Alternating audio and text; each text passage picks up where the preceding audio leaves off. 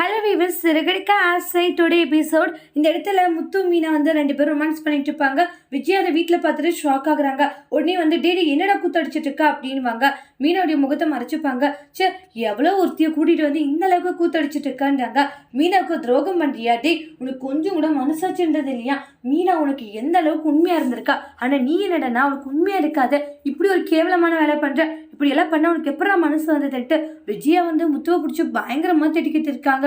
அதுக்கப்புறமா முத்து இருந்துட்டு ஏன் இந்த என்ன தப்பா அப்படின்றாங்க. டே, இதெல்லாம் உனக்கே கொஞ்சமாச்சும் வந்து நியாயமா படல, இப்படியெல்லாம் பண்ணிக்கிட்டு இருக்கன்றாங்க. இதெல்லாம் எவ்வளோ பெரிய தப்பு தெரியுமான்றாங்க. நீ இப்படியெல்லாம் பண்ணாதுடா அப்படின்ட்டு சொல்லி விஜயா கண்ணை பின்னந்துட்டாங்க. மனோஜ் இருந்துட்டு உன்னை நம்பி யார் பொண்ணு கொடுத்தாங்க இது மாதிரி எல்லாம் அப்படின்ட்டு அனாவசியமா பேச ஆரம்பிச்சிடுறாங்க. அதுக்கப்புறமா வந்து மீனா எங்கடி போன, மீனா மீனா அப்படின்னு கத்துறாங்க. அதுக்கப்புறம் பார்த்தா அத்தை நான் தான் அத்தை இது அப்படின்றாங்க.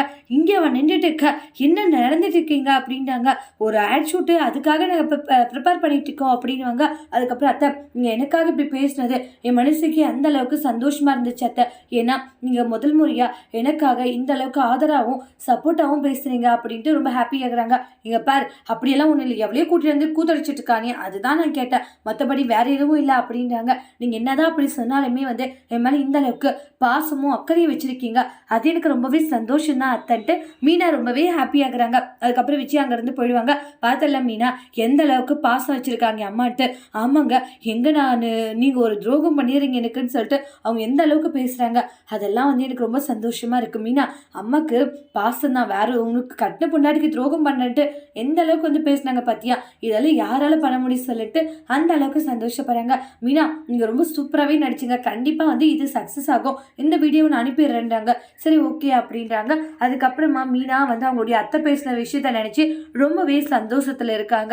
அதுக்கப்புறம் மனோஜ் ரோகிணி பார்த்தீங்கன்னா ஒருத்தர்கிட்ட பேசிட்டு போறாங்க. நம்மளுக்கு நல்லாவே இன்கம் வருது இல்லை மனோஜ் அப்படின்றாங்க. ஆமா ஆமா அப்படின்னு சொல்லி பேசிட்டு போறாங்க. அப்ப அவங்களுடைய சார் ஒருத்தர் கால் பண்றாங்க. அதுக்கப்புறம் சொல்லுங்க சார் அப்படின்னாங்க. மனோஜ், நான் உங்களுக்கு ஒரு வாய்ப்பு ஏற்படுத்தி கொடுக்கலான்னு இருக்கேன், ஆட் ஷூட் பண்ணலாமான்றாங்க. சார் அதுக்கான அமௌண்ட் இல்லை, அதுக்கான அமௌண்ட் நானே உங்களுக்கு ஏற்படுத்தலான்னு இருக்கேன், ஆட் ஷூட் பண்றீங்களான்னு வாங்க. சார் அது வந்துன்றாங்க. இங்க பாருங்க, நோ சொல்லக்கூடாது, கண்டிப்பா நீங்க ஆட் ஷூட் பண்ணி தான் ஆகணும் அப்படின்னு ஸ்ட்ரிக்டா சொல்லிடுறாங்க. அதுக்கப்புறமா பார்த்தீங்கன்னா உங்கள் வீட்டில் ஃபேமிலியில் வச்சு தான் இதை நாங்கள் ஆட் பண்ண போகிறோன்றாங்க. புரியல சார்ன்றாங்க. உங்கள் ஃபேமிலியில் இருக்கவங்க தான் இதில் நடிச்சாகணுன்றாங்க. சார் இதுவா அப்படின்றாங்க. ஏன் இங்கே பாருங்கள், எல்லாருமே நடிக்கட்டும், எல்லாருக்குமே 25,000 வந்து நாங்கள் தரதான் பிளான் பண்ணியிருக்கோன்றாங்க. அப்படியே சார் ஓகே அப்படின்றாங்க. சரி இதை பற்றி எல்லாம் ப்ரிப்பேர் பண்ணுங்க, நான் உங்களுக்கு அப்புறம் சொல்கிறேன்றாங்க. சரி ஓகேன்றாங்க. அதுக்கப்புறம் மனோஜ், இதுவும் நல்லா இருக்குல்ல, எல்லாருக்குமே 25,000 சொல்லிடலாம் அப்படின்றாங்க. ஏன் அமௌண்ட்டெல்லாம் யாருக்கும் சொல்ல வேண்டான்றாங்க. ஏன் மனோஜ் வேண்டாம், நாமே சொல்லு, சும்மா வேஞ்சாலும் நடிக்கட்டும் அப்படின்றாங்க. நம்ம ஒரு ஆள் உஷாருன்னா இவன் நம்மளுக்கு மேலே இருக்கானே மனசுல நினைக்கிறாங்க. என்ன ரோகிணி என்ன செய்து யோசிக்கிறேன்றாங்க. ஒன்றும் இல்லை அப்படின்றாங்க. அதுக்கப்புறம் இப்படியெல்லாம் உஷாராக இருந்தால் தான் பொழைக்க முடியும் ரோகிணின்றாங்க. ஆமாம் மனோஜ், நீ சொல்கிறதும் சரிதான் அப்படின்றாங்க.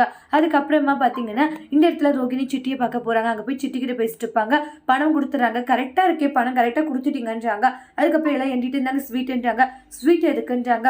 இல்லை இது மாதிரி கேட்ட பணத்தை கரெக்டாக கொடுத்துட்டீங்களா, அதுக்காக தான் இது அப்படின்னு சொல்லிட்டு ஸ்வீட் கொடுக்குறாங்க. அவன் இங்கிருந்து அனுப்பிச்சிடுவீங்களா, கவலைப்படாதீங்க, கண்டிப்பாக வந்து உங்களை மிரட்டுற அந்த பையனை இங்கிருந்து நாங்கள் அனுப்பிச்சிடுவோம், நீங்கள் ஃபீல் பண்ணாதீங்கன்றாங்க. சரி ஓகே அப்படிங்கிறாங்க. அப்புறமா ரோகிணி இனி பணம் கேட்டாலே டார்ச்சர் பண்ணக்கூடாதுன்ட்டு ரோகிணியும் வித்யாவும் சொல்லிட்டு போயிடுவாங்க. அப்புறமா உள்ளே போயிட்டு இந்த பணம் அப்படின்றாங்க. அப்புறம் எக்ஸ்ட்ராவாக கொடுக்குறாங்க. இங்கே பாரு, இன்னும் கொஞ்சம் நாளைக்கு இந்த பக்கமே இருக்கக்கூடாது, எங்கேயாச்சும் கிளம்பி போயிடுன்றாங்க. அந்த ரோகிணி நான் கேட்டதை விட அதிகமாக தரீங்க, இனி அப்பப்போ கூப்பிட்டா நீ நடிக்க வரணுன்றாங்க. இனி இது சூப்பராக இருக்கு, நான் கண்டிப்பாக நடிக்க வரேன்றாங்க. இனிதான் இந்த ரோகிணி கிட்ட இருந்து ஒவ்வொரு பாபா கறக்க போறா அப்படின்ட்டு அந்த இடத்துல பிளான் பண்ணிட்டு இருக்காங்க. இது மாதிரி ஆட் ஷூட் பண்ண சொன்னாங்கன்ட்டு மனோஜ் எல்லார்கிட்டையும் சொல்றாங்க வீட்டில். அதோட இந்த எபிசோட் முடிச்சிருக்காங்க. தேங்க்யூ.